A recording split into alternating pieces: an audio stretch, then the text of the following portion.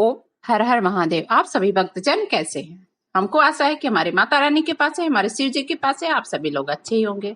आज मैं आप लोगों को भीमसेनी एकादशी व्रत कथा सुनाने जा रही हूँ। इस व्रत कथा को जो करता है उसे मनवांछित फल की प्राप्ति होती है। भीमसेनी एकादशी व्रत ज्येष्ठ मास के शुक्ल पक्ष के एकादशी को कहा जाता है। भीमसेन व्यास जी कहने लगे, हे पितामह, भ्राता युधिष्ठिर, माता कुंती, द्रौपदी, नकुल और सहदेव आदि सब एकादशी का व्रत करने को कहते हैं, परंतु मैं महाराज उनसे कहता हूँ कि भाई, भगवान की शक्ति पूजा आदि तो कर सकता हूँ, दान भी दे सकता हूँ, परंतु बिना भोजन में नहीं रह सकता। इस पर व्यास जी कहने लगे, हे भीमसेन, यदि तुम नरक को बुरा और स्वर्ग को अच्छा समझते हो तो प्रति मास की दोनों एकादशियों को अन्न मत खाया करो। भीम कहने लगे, हे पितामह, मैं तो कह चुका हूं कि मैं भूखा नहीं रह सकता। यदि वर्ष भर में कोई एक व्रत हो तो बताइए, क्योंकि मेरे पेट में ब्रिक नाम वाली अग्नि है, सो मैं भोजन किए बिना नहीं रह सकता। भोजन करने से वह शांत रहती है, इसलिए पूरा उपवास तो क्या एक समय भी बिना खाए नहीं रख सकता, यह भी कठिन है। अतः आप मुझे कोई ऐसा व्रत बताइए जो वर्ष में केवल एक बार ही करना और मुझे स्वर्ग की प्राप्ति हो जाए। श्री व्यास जी कहने लगे, हे पुत्र, बड़े बड़े ऋषियों ने बहुत शास्त्र आदि जिनसे बिना धन के थोड़ा परिश्रम से ही स्वर्ग की प्राप्ति हो सकती है। इसी प्रकार शास्त्रों में दोनों पक्षों की एकादशी का व्रत मुक्ति के लिए रखा जाता। व्यास जी के वचन सुन करके भीमसेन नरक के जाने के नाम से भयभीत हो गए और काम कर कहने लगे, अब मैं क्या करूं? मास में 2 बार तो नहीं रख सकता, हाँ वर्ष में एक बार अवश्य ही रहता। वर्ष में एक दिन व्रत करने से यदि मेरी मुक्ति हो जाए तो ऐसा कोई व्रत बताइए। यह सुनकर के व्यास जी कहने लगे, विषम मिथुन की संक्रांति के बीच ज्येष्ठ मास के शुक्ल पक्ष की जो एकादशी आती है उसका नाम निर्जला एकादशी है। तुम उस एकादशी का व्रत करो।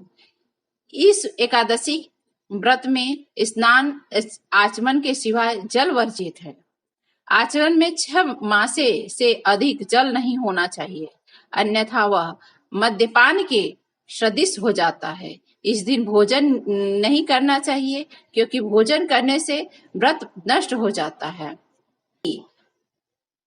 एकादशी को सूर्योदय से लेकर के द्वादशी के सूर्यास्त तक जल ग्रहण न करे तो उसे सारी एकादशियों के व्रत का फल प्राप्त होता है। द्वादशी को सूर्योदय से पहले उठ करके स्नान आदि करके ब्राह्मणों को दान देना चाहिए। इसके पश्चात भूखे और सतपात ब्राह्मण को भोजन करा के फिर आप भोजन करें तो पूरा फल प्राप्त होता है। वर्ष की संपूर्ण एकादशी बराबर हो जाती है।